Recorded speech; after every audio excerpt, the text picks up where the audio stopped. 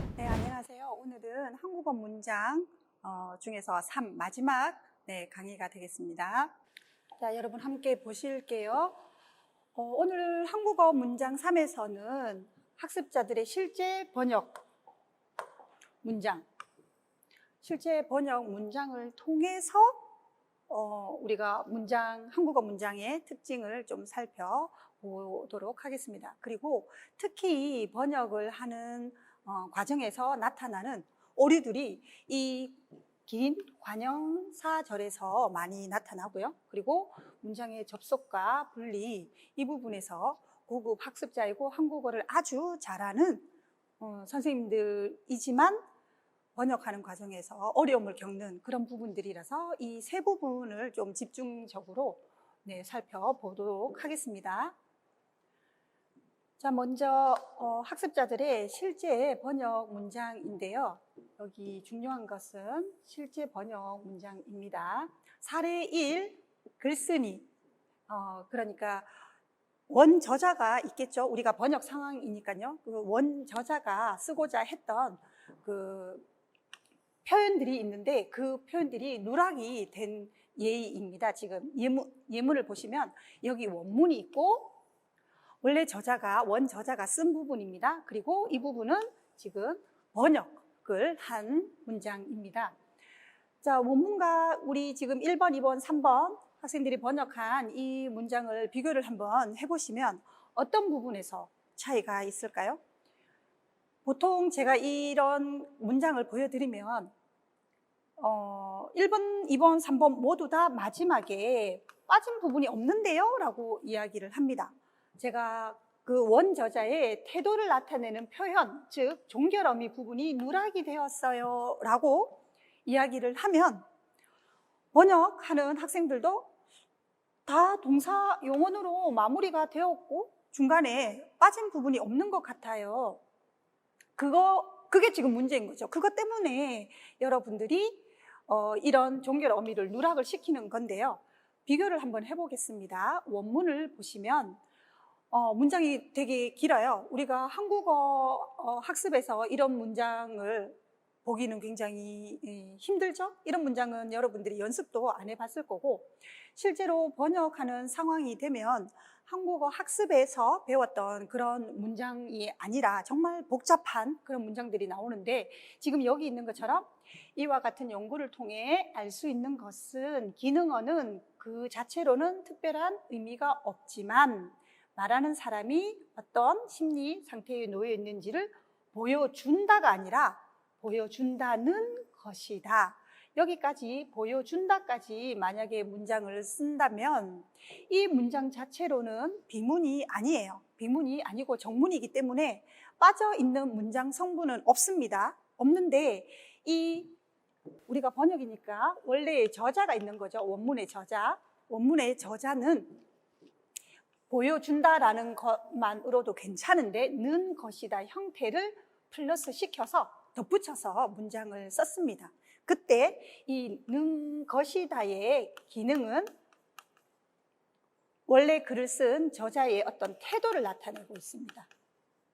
이 태도는 자기의 주장을 이야기하고 싶지만 상대방을 고려해서 너무 강압적으로 말하지 않고 여기서부터 여기까지 기능어는 특별한 의미는 없지만 말하는 사람이 어떤 심리 상태에 놓여 있는지를 보여준다라는 여기까지의 내용을 이 원저자가 는 것이다를 붙이면서 자기의 주장 또는 자기의 의견을 상대방에게 강하지 않게 말하지만 자기의 의견을 충분히 전달할 때 사용하는 이 표현입니다. 이 표현이 지금 보시면 1번, 2번, 3번 예문에 있나요? 없죠. 여기까지 다 끊겼어요. 보인다, 보여준다, 밝혀졌다. 문장이 조금씩 다르기 때문에 동일한 동사로 끝나지는 않았어요. 1번은 보이다고, 2번은 보여준다고, 3번은 보여준다는 사실이 밝혀졌다. 이렇게 조금씩 다른 형태지만 지금 1번과 2번은 확실하게 보인다, 보여준다로 문장이 마무리되었어요. 여기 뒤에 있는 부분은 없습니다. 이렇게 되면 번역을 할 때 1번과 2번 같은 문장은 의미적으로 모자람이 없어요.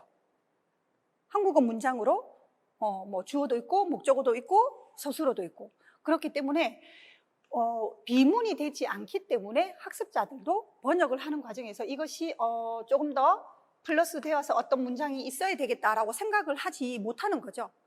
실제로 번역 문장은 한국어 문장이 물론 비문이 되면 안 되는 게 중요한데 그거 외에도 또 번역이라고 하면 저자의 의도, 태도, 감정 이런 것들이 전달될 수 있는 번역이 더 좋은, 더 훌륭한 번역이라고 할 수 있습니다. 그렇기 때문에 지금 1번과 2번 같은 경우는 한국어 문장이 틀렸어요 라는 수준이 아니라 원래 저자의 의도라든지 태도라든지 감정적인 이런 부분들을 충분히 드러내지 못한 번역문이라고 할 수 있습니다. 3번은 놓여 있다라는 말하는 사람들이 어떤 심리 상태에 놓여 있는지를 보여준다는 사실이 밝혀졌다고 해서 지금 원문과는 문장 구조가 조금 달라졌지만 이 부분은 들어가 있다고 볼 수 있겠죠. 이런 차이점들이 있기 때문에 여러분들이 원문과 1번, 2번을 비교를 하면서 1번, 2번이 틀렸다라는 것이 아니고요. 여기에는 의미만 전달하는 느낌이에요. 번역에서.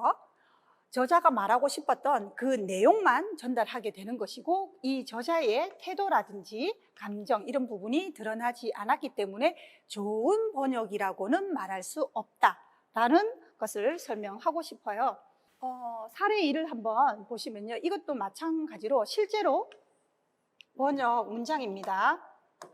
사례 2는 문장 구조의 변화인데요. 원문과 지금 밑에 있는 1번, 2번 그 문장 두 개를 비교를 한번 해보시면 원문은 접속사, 대명사 또는 한국어의 조사 같은 것들이 기능어에 속한다 라고 되어 있는데요. 이것을 번역을 했습니다.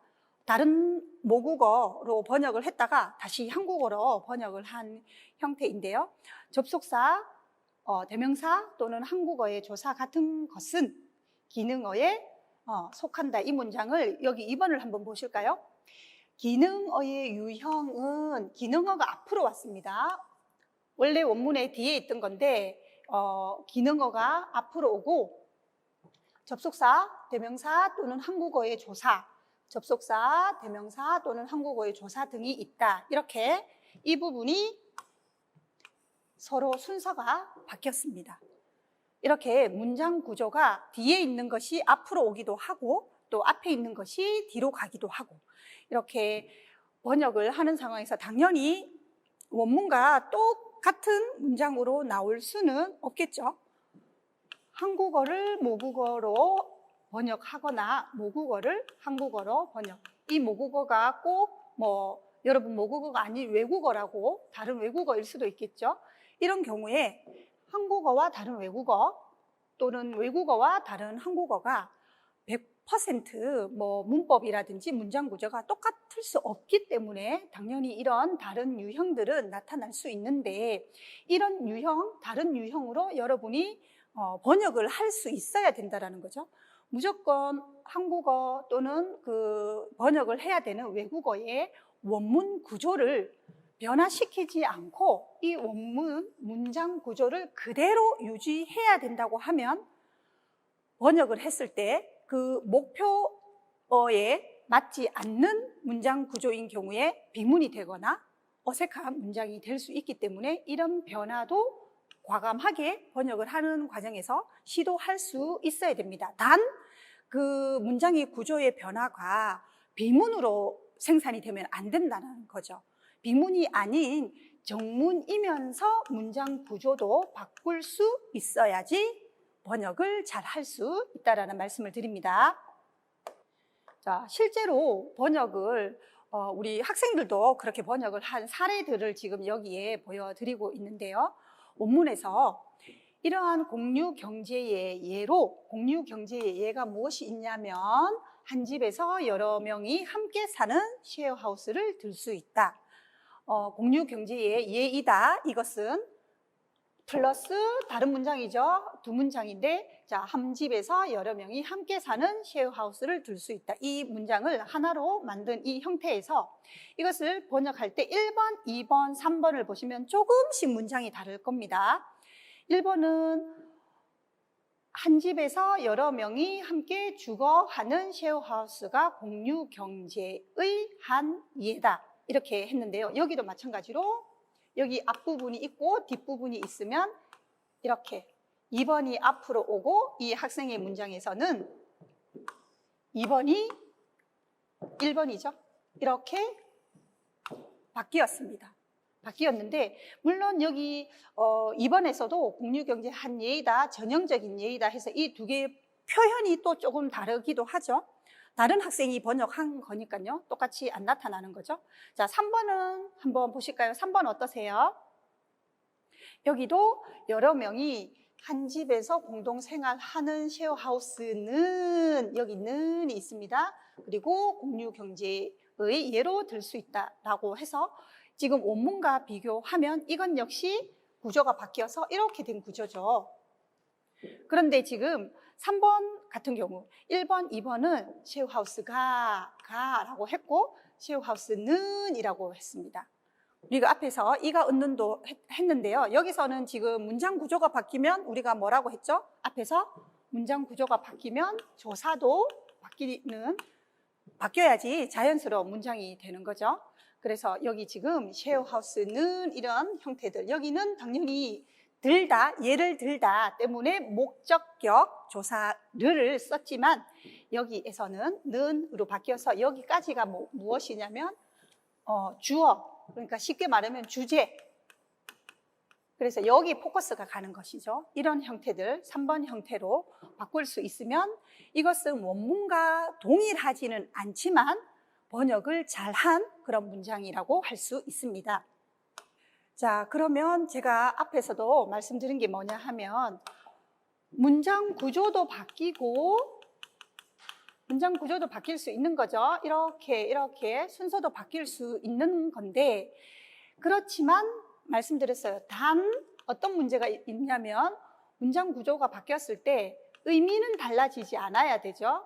의미 달라지면 그러면 다른 번역이 되니까요. 의미가 달라진다라는 것은 문장 달라지는 것은 의미가 달라지는 것은 안 됩니다. 문장 구조는 다양한 형태로 사용할 수 있지만 의미가 달라지는 문장 구조로 잘못 바꾸는 것은 안 되고요.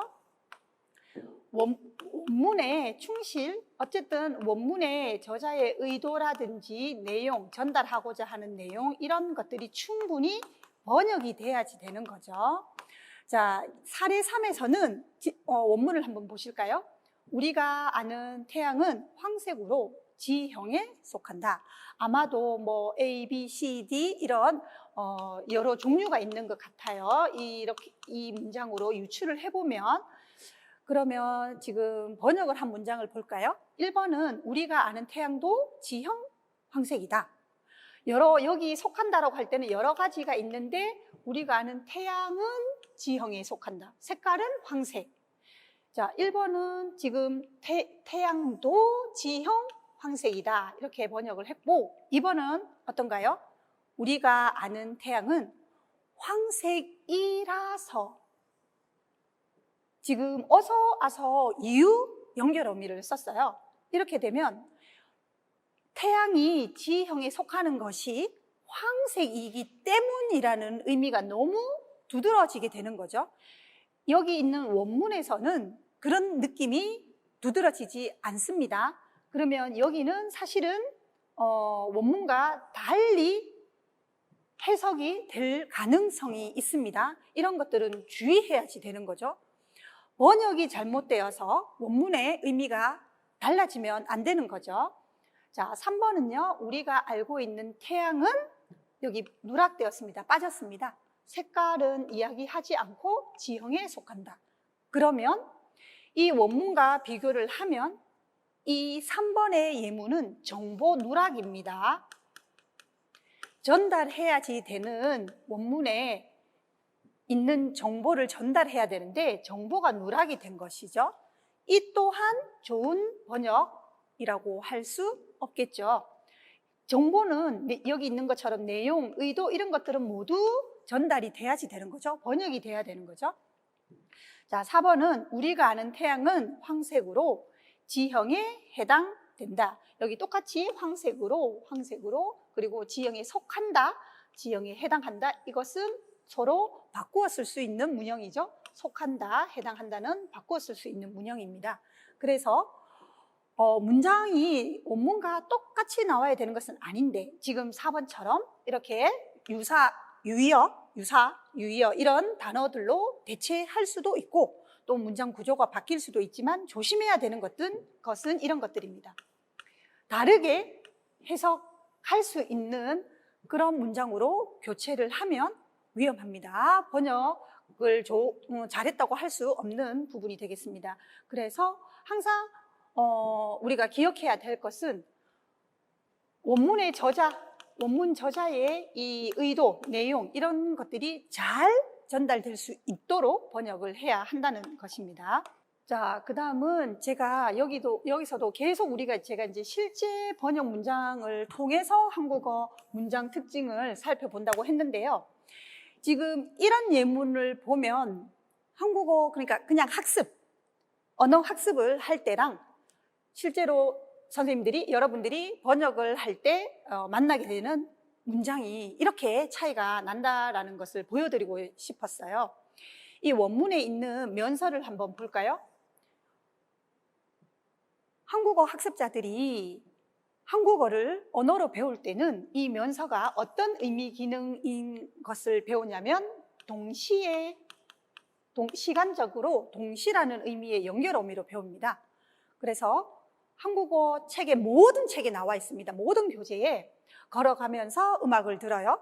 밥을 먹으면서 텔레비전을 봐요. 이런 표현들이 나오고 그것에 대해서 학습을 하는데 지금 원문에 있는 이 면서는 여러분이 알고 있는 그 면서만 생각을 하면 해석이 안 됩니다. 당연히 그런 번역에서 어려움이 생기겠죠?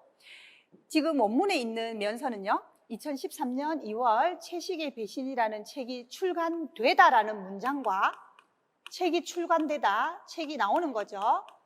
책이 출간되다라는 문장과 채식에 대해서 우려하다는 걱정입니다. 걱정하는 사람들이 많다. 이 두 문장이 서로 관계가 있기는 한데 시간적으로 겹치고 또 이 뒤에 있는 문장의 이유가 되기도 합니다. 앞에 문장이. 그래서 지금 원문에 있는 면서는 시간적 겹침, 완전히 동시는 아니고요. 시간이 이렇게 겹치는 것과 그리고 이유라는 것. 이 의미 기능이 이 면서에 있습니다.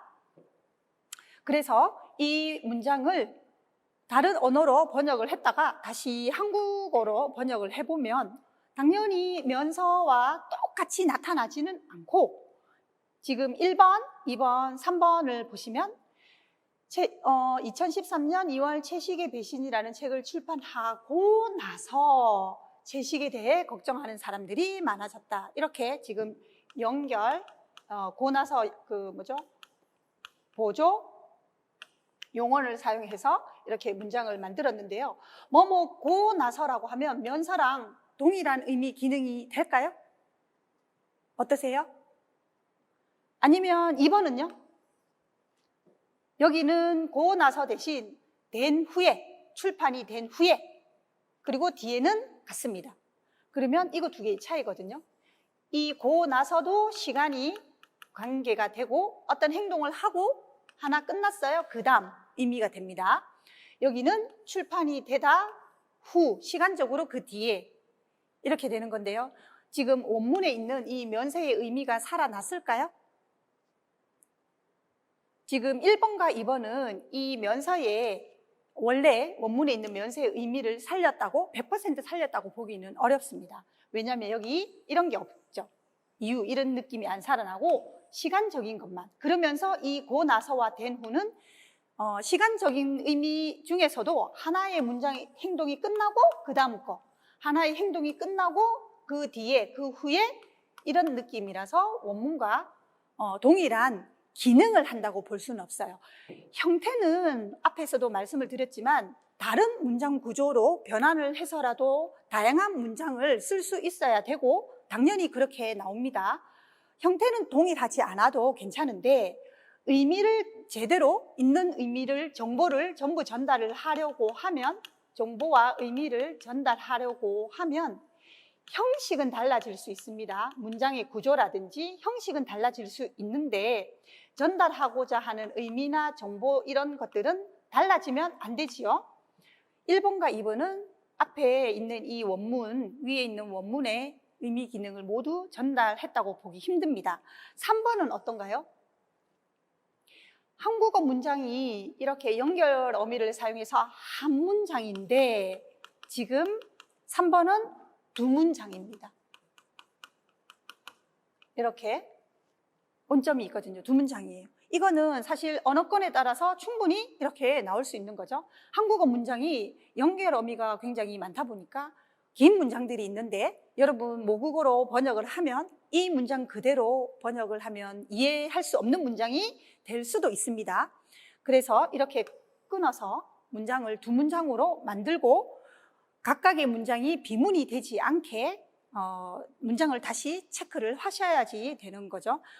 한국어 문장이 두 문장인데 아니면 한국어 문장이 한 문장인데 번역을 했을 때 두 문장이 될 수도 있고 한 문장이 될 수도 있고 그 자체는 잘못됐다고 말하기 힘듭니다. 왜냐하면 비문을 만들지 않기 위해서 그 목표어 어문 규칙에 맞게 하다 보면 이런 부분들이 발생할 수 있습니다. 발생할 수 있는데 이것이 번역에서 잘못이 아니라 말씀드린 것처럼 정보라든지 의미가 달라지지 않고 누락되지 않게 전달할 수 있도록 번역을 잘 하셔야 하는 것이 중요한 것입니다. 항상 학생들이 한국어 이 연결 어미로 된 긴 문장이 나오면 이거 나누어서 번역하면 잘못한 거죠? 라고 질문을 하는데요. 한국어 문장이 한 문장인데 번역을 한 문장이 두 문장이다. 아니면 반대로 한국어 문장이 두 문장인데 번역을 했더니 한 문장이 되었어요. 이것 자체로는 잘못이다, 비문이다, 뭐 잘못된 번역이다 말할 수 없습니다. 자, 여기도 마찬가지입니다. 교체할 수 있는 의미와 정보가 누락되지 않는 그 범위 안에서 다른 문장으로 충분히 교체를 할 수가 있는데요. 여기 지금 원문은 면서가 쓰였습니다. 아까 제가 앞에 보여드렸던 부분은 1번, 2번이 둘 다 면서를 충분히 면서의 기능이 충분히 드러나게 번역하지는 못했다고 말씀을 드렸는데요. 1인 가구가 늘어나면서 여기도 지금 면서 앞에는 1인 가구가 늘어나다라는 한 문장과 최근에는 코리빙이라는 주거 형태까지 등장하였다. 그래서 1인 가구가 늘어나는 시점과 코리빙이라는 주거 형태가 등장하는 것이 이렇게 일정 부분 겹치고 이런 새로운 주거 형태가 등장하는 이유가 1인 가구가 늘어나기 때문이에요. 그래서 이렇게 시간이 겹치는 것과 이유라는 의미 기능을 가지는 면서를 번역하는 과정에서 지금 에 따라 이렇게 다른 형태로 번역이 되었습니다. 분명히 우리가 눈으로 보면 글자가 다르잖아요. 그리고 여기는 조사가 붙었고 그러면 이 원문과 학생이 한 번역 문장은 틀렸다고 할 수 있을까요? 반드시 동일한 형태로 나와야지만 정확한 문장이라고는 할 수 없다고 말씀을 드렸죠. 여기에 따라는 1인 가구 증가에 따라 1인 가구가 증가하는 데에 코리빙 주거 형태도 이렇게 따라서 나타난다. 따라서 증가한다. 그래서 이런 표현들, 시간 겹침의 표현이 여기에는 들어 있습니다. 밑에 있는 1번, 2번 우리 번역한 문장인데요. 이런 것들은 이 면서와 비슷한 유사한 기능을 한다고 볼 수 있습니다. 우리가 지금 이런 부분에서 면서가 따라 뭐뭐에 따라로 대체될 수 있다, 교체될 수 있다 이런 것들은 번역이 아닌 그냥 언어 교육이나 한국어 교육에서는 이야기하지 않는 부분입니다. 그렇기 때문에 제가 한국어 문장의 특징을 그냥 언어 학습 측면에서 얘기하는 것이 아니라 실제 번역에서 나타난 것들을 중심으로 지금 여러분에게 말씀을 드리고 있습니다. 그래서 이런 부분들은 아마 굉장히 낯설 거예요. 여러분이 면서가 이런 역할이 있었나? 그런 생각을 하실 수 있는데 한번 한국어 문헌에서 이런 면서를 한번 찾아보시면 우리가 알고 있는 한국어 학습에서 배웠던 동시보다 지금 이 의미 기능이 더 많이 나오고 있는 것을 확인하실 수 있을 겁니다. 자, 그 다음은 우리 번역을 하는 고급 학습자들조차도 동사 구문보다는 명사 구문을 선호하는 것을 보여주는 예시입니다. 예문에서 지금 원문에서 보시면 두 사람의 작품은 조선시대의 우리 문화와 역사를 고찰하는데, 여기 되는 장소가 아니죠. 고찰하는 것에 이런 의미고, 번역을 한 문장에는 보면 문화와 역사에 대한 고찰, 명사로 끝났죠. 우리 문화와 역사 고찰 방면, 이렇게 이런 형태들, 고찰하다 동사 플러스 는 것, 이런 형태들이 지금 안 나오고 있는 것을 볼 수 있습니다. 제가 앞에서 한국어 문장 연습 1, 한국어 문장 연습 2 할 때 는 것 형태를 이야기했습니다. 실제 번역 문장을 보면 다 누락이 되고 안 나오는 것이죠. 그래서 이 문장 자체가 틀린 것은 아니지만 너무 많은 문장에서 명사 구문만 선호해서 써버리면 이렇게 다양하게 한국 사람들이 실제로 많이 쓰는 이런 형태들을 많이 안 쓰면 번역문이 한국 사람이 읽었을 때는 굉장히 낯섭니다. 그래서 이국화가 돼버려요. 그런 부분에서 우리가 어떻게 하는 것이 제일 자연스러운 한국어 문장으로 번역을 할 수 있을 것인가, 이런 것들을 좀 고민을 해봐야지 되겠죠. 그리고 사례 6인데요. 전형적인 한국어 문장 구조에서 벗어나기라고 했는데 선생님들께서 너무나 전형적인 한국어 문장만 쓰세요.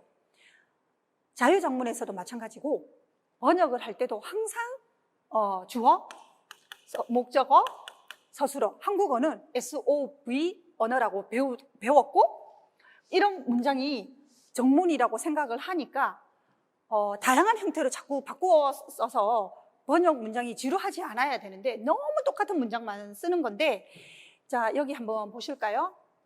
원문은 우리 국민의 10명 중 9명은 하루 책을 읽는 시간이 채 10분도 되지 않는다는 통계청의 발표가 있었다. 그래서 여기 주어 동사예요. 주어 동사인데 통계청의 발표가 뭐냐면 여기까지예요.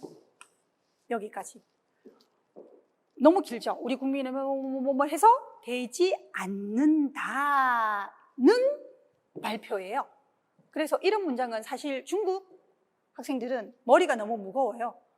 이 주어를 꾸미는 부분이 너무 길어요 라고 이야기하는데, 이런 부분들은 사실 번역을 하게 되면 두 문장으로 나누어서 번역을 해야지 자연스러운 경우가 굉장히 많습니다.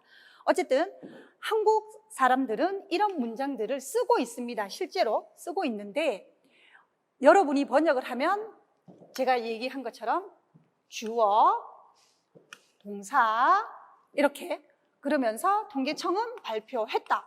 무엇을 발표했냐면 여기 있는 거 이렇게. 이 내용은 갈로 안에 있는 내용은 같은 건데 이상하게 이런 형태들이 대부분 나오고 원문에 있는 이런 형태들은 거의 안 나옵니다. 안 나와서 틀렸다라는 문장이 아니에요.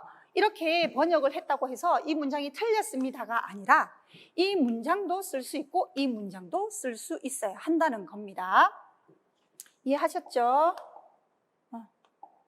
그 다음은 한 가지 더 앞에서 얘기했던 한국어 문장 구조에서 전형적인 한국어 문장 구조만 쓴다고 얘기를 했었는데, 지금 여기 있는 아프리카는 뭐뭐뭐뭐한 특징을 가지고 있다라고 했을 때 이 부분이 앞으로 가는 거죠. 이 부분이 앞으로 가서 가지고 있는 곳이 바로 아프리카이다. 여기가 주어를 꾸며주는 문장이 긴 관형사절 문장입니다. 이런 문장들이 한국 사람들이 실제로 사용하고 있는, 자주 쓰는 문장입니다. 자, 이런 문장을 쓰는 이유는 물론 있습니다. 여기 지금 우리 문장 구조를 얘기하는 곳에서는 얘기를 하지 않겠지만 반복이 되는 것을 피하기 위해서 이렇게 문장을 앞에를 길게 하고 뒤에 명사를 쓰는 이런 형태들이 있거든요. 동일한 의미를 가진 문장을 보다 다양한 문형으로 바꿔 쓸 수 있어야지 번역을 잘 할 수 있습니다. 지금 밑에 있는 이 형태들도 마찬가지로 원인으로 꼽을 수 있다. 원인 중 하나로 증가를 들 수 있다. 이렇게 다양하게 원인을 설명하는 문장도 다양하게 바꿔 쓸 수 있어야 하겠습니다. 여기 있는 긴 문장을 짧은 명사구로 바꾸기. 이것은 예문을 한번 보시면 이 실험은 부모들이 어떻게 하면 아이들의 사회성을 잘 키울 수 있을지에 관한 연구이다. 이렇게 긴 문장을 우리는 사회성, 재고, 방법. 어떻게 이게 방법이죠? 이렇게 바꿔 쓸 수도 있어야 된다는 거죠. 그러면 예 1번은 밑에 있는 이거는 어떻게 하면 지금 위에 있는 이 문장처럼 짧은 명사구로 만들 수 있을까요? 치아 교정을 어떻게 해야, 여기 어떻게는 방법이라고 했습니다. 어떻게 해야 환자가 자신감을 되찾을 수 있을까 하는 것이 이번 연구의 요지인 듯하다. 요지는 중요한 거죠. 치아 교정으로 환자의 앞에서도 했습니다. 자신감 있어요. 그죠? 환자의 자신감, 명사의 다음에는 명사가 나온다고 우리가 한국어 문장 연습 2에서 했지요. 환자의 자신감 회복, 방법. 여기 어떻게는 방법으로 할 수 있겠죠?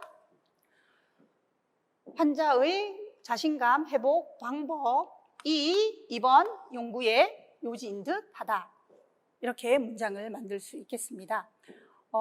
긴 문장을 짧은 문장으로 만들 수도 있어야 되고 반대로 짧은 문장을 길게 풀어 쓸 수도 있어야 되겠습니다. 자, 그 다음은 긴 관형 사절에 관한 것인데요. 자, 1번부터 3번까지는 어색한 문장이에요. 실제로 번역 학습자가 쓴 문장이긴 한데 일단 1번부터 3번까지 어디가 어색한지 한번 볼까요? 여러분 벌써 찾으셨어요? 자, 1번을 한번 보겠습니다. 많은 사람들이 이 영상을 보고 충격을 받는다가 일단 문법적으로 이게 틀렸어요. 이거는 지금 비문이죠. 동물 실험을 금지한다고 주장한다. 자, 이것을 고치려고 하면, 정확한 문장으로 고치려고 하면 영상을 보고 충격을 받은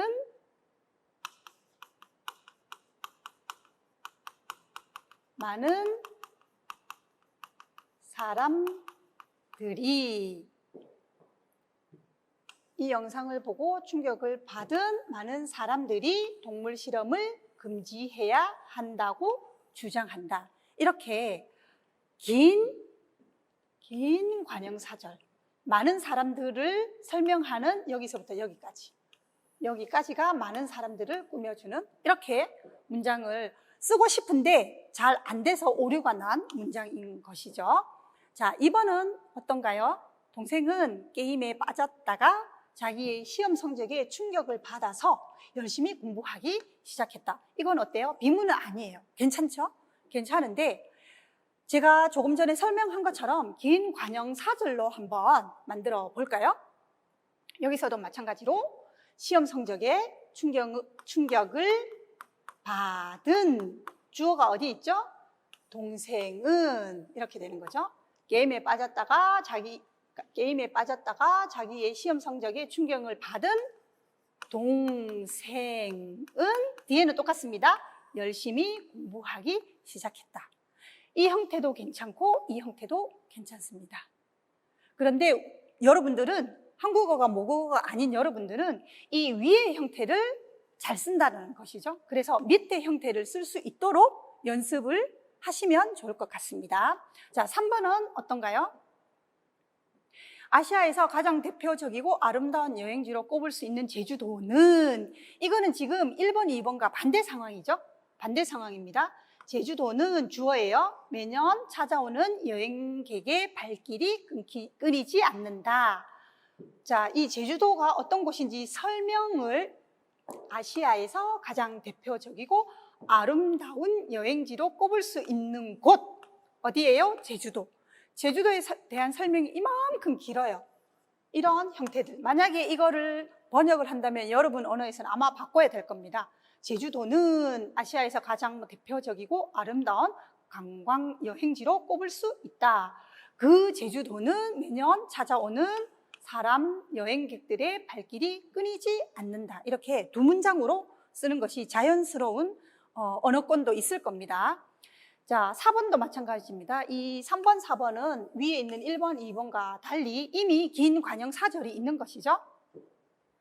지금 이 부분입니다. 미국은 30여 개 주에서 의무적으로 재생에너지를 공급하도록 하는 재생에너지 의무 할당제를 도입하고 친재생에너지 정책을 펼쳐왔다가 한 문장인데, 이 미국은 하는 주어를 꾸며주는, 설명하는 말이 중국에 이어 세계 두 번째로 큰 규모의 재생에너지 시장을 점유하고 있는 미국은 점유하고 있어요.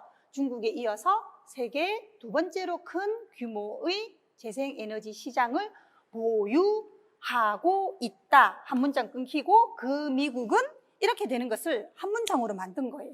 그래서 여기부터 여기까지는, 보유한까지는 모두 미국을 꾸며주는 긴 관형 사절입니다. 여러분 3번, 4번 같은 이런 형태들도 쓸 수 있어야지 된다고 제가 말씀을 드렸습니다. 자, 이제 마지막 문장의 접속과 분리입니다. 문장의 접속과 분리. 이 앞에 슬라이드에서도 제가 긴 관형 사절 이야기를 했어요. 긴 관형 사절은 여러분 모국어로 번역을 할 때 아마도 두 문장으로 나누어져서 번역을 해야지 자연스러운 언어권이 더 많을 겁니다. 그러면 우리가 문장을 접속하고 분리하는 데 있어서 이 지금 예문을 통해서 한번 보도록 하겠습니다. 이 문장 1과 문장 1 두 개가 있습니다. 이 문장을 어떻게 접속하고 또 어떻게 분리할 것인지, 긴 관형 사절, 앞에서 보았던 긴 관형 사절은 분리하고, 또 어떤 경우에는 여러분 언어에서는 두 문장이지만 한국어로 번역할 때는 이것을 접속해야 되는 상황도 발생을 합니다. 문장 1과 2를 한번 보겠습니다. 에너지 자원 고갈과 기후 변화에 부정적인 영향이 심화되고 있다. 전 세계 여러 나라들이 에너지 수요의 충족을 위해 재생에너지 개발에 본격적으로 뛰어들고 있다. 이 문장 1과 문장 2를 연결하는 데 있어서 지금 밑에 있는 예문 실제로 번역을 한 거죠. 여기 보면 심화되고 있다, 이에 따라 라고 해서 문장이 여기 끝났습니다. 보기 있는 예문처럼 두 문장이 지만 이에 따라라는 연결 표현을 쓴 거죠. 이것은 뭐 연결 어미는 아니지만 연결 표현을 써서 전 세계 여러 나라들이 라는 문장과 앞에 있는 심화되고 있다, 이 문장을 형식적으로는 마침표가 있어서 끊겼지만 앞에 있는 문장과 뒤에 있는 문장이 서로 관련되어 있다라는 문장을 충분히 보여주고 있고요. 2번은 에너지 자원 고갈과 기후 변화에 부정적인 영향이 심화되면서, 이 면서를 사용해서 두 문장을 연결했습니다. 이렇게 문장을 앞에서 우리가 긴 관형 사절을 이야기하면서 분리할 수도 있고 접속할 수도 있다고 했는데요. 지금 여기에서는 이 문장 1과 문장 2를 접속하는 방법, 이에 따라를 사용할 수도 있고, 여기 2번처럼 면서는 연결 어미입니다. 연결 어미를 사용할 수도 있습니다. 어쨌든 방법은 여러 방법이 있습니다. 접속하고 분리하고 문장을 여러분들이 자유자재로 정말 연결 표현을 쓰든 연결 어미를 쓰든 어떤 형태로든 분리하고 접속할 수 있는 그런 연습이 이루어지고 나면 실제로 번역하는 과정에서 여러분이 훨씬 수월하게 번역을 진행할 수 있을 것 같습니다. 그래서 제가 오늘 이런 부분에 대해서 이 얘기를 좀 했습니다. 어떠셨어요? 오늘 조금 전에 한 우리 한국어 문장 연습 3에서는 계속 여기 나오는 관형 사절이라든지 그 다음에 다른 문장으로 바꾸는 형태이면서도 이런 한국어의 전형적인 문장이 아닌 다양한 문장으로 다양한 표현으로 문장을 만드는 방법에 대해서 이야기를 했습니다. 자, 평가하기 문장에서 지금 문제에서 1번, 2번은 관형 사절 문장이고 여기 있는 마지막에 있는 문장은 의미가 달라지지 않아야 됩니다. 앞에서도 그랬죠? 정보도 달라지지 않아야 되고 정보가 누락되지 않아야 되고 이렇게 다른 문장으로 한번 바꿔볼까요?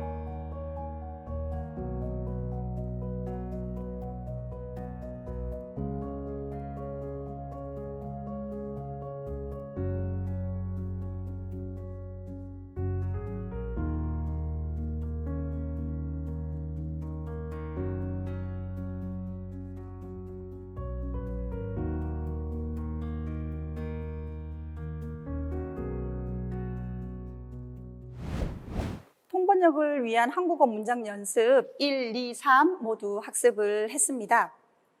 실제로 번역 문장을 가지고 여러분에게 수업을 했기 때문에 번역 과정에서 충분히 만날 수 있는 그런 가능성이 굉장히 높은 문장들을 가지고 연습을 했으니까 선생님들께서 다시 돌려보시면서 복습을 하시면 번역하는 과정에 실질적인 도움이 되실 거라고 믿습니다.